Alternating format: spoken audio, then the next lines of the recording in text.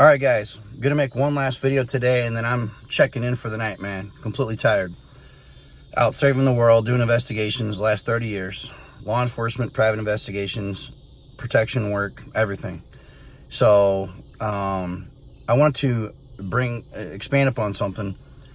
The single most disturbing fact to me, with my background and years of training, SWAT training, sniper training, tactical training, active shooter training, protection training, all the training you can possibly get,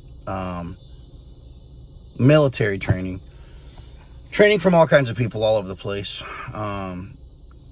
traveling all over the U.S. doing investigations, going to the Middle East doing investigations, paying a little bit of everything at this point, everything from missing dogs to terrorism, just to give you a little bit of my background. The thing that's really disturbing to me about this incident, and in the fact I also knew an officer that died from this exact scenario, was when this shooter's father called in and said, "My son's missing, the weapon's missing, and I'm concerned."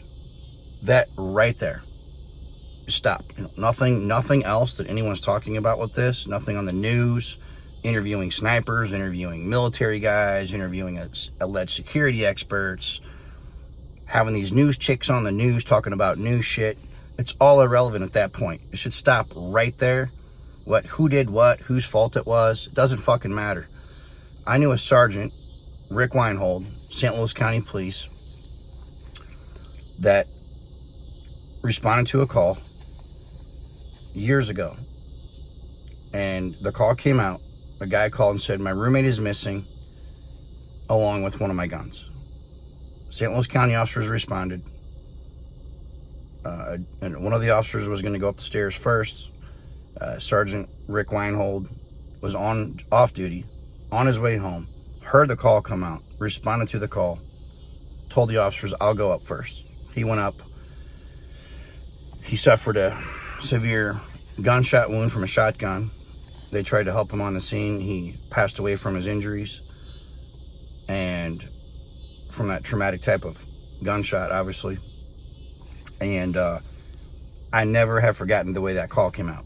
And they said that, again, the man said, "My roommate is missing." They'd had a dispute, obviously, and "my gun is missing." And he was barricaded upstairs. He was not missing. So he was really not missing. He was up there with the weapon, and he was ready to ambush whoever, in this case, law enforcement. So when a call comes out like that, and you've got a president going to speak, and you've got a kid now missing with a rifle, a scoped rifle, also that fits the profile of this kid with his computer search behavior and with the profile that he fits, the lone wolf profile. The fact his dad is calling this in, and you've got a country with thousands of federal agents, thousands, that literally any of those agents could have been assigned to perhaps take a short, deep dive into this kid,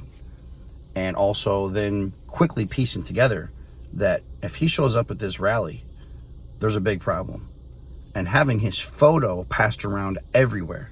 That's why we have a thing called color printers. We have computers. We have tablets. We have cell phones. We have TVs.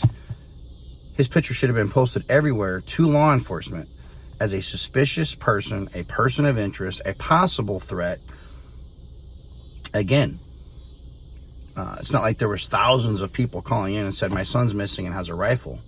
So that right there, nothing to me, nothing else even matters in this case. One thing I've learned to do is get laser focused and dial in on the things that really matter. Not conspiracies, not all the left and right stuff, but none of that matters. You have got to focus in on the one telltale thing.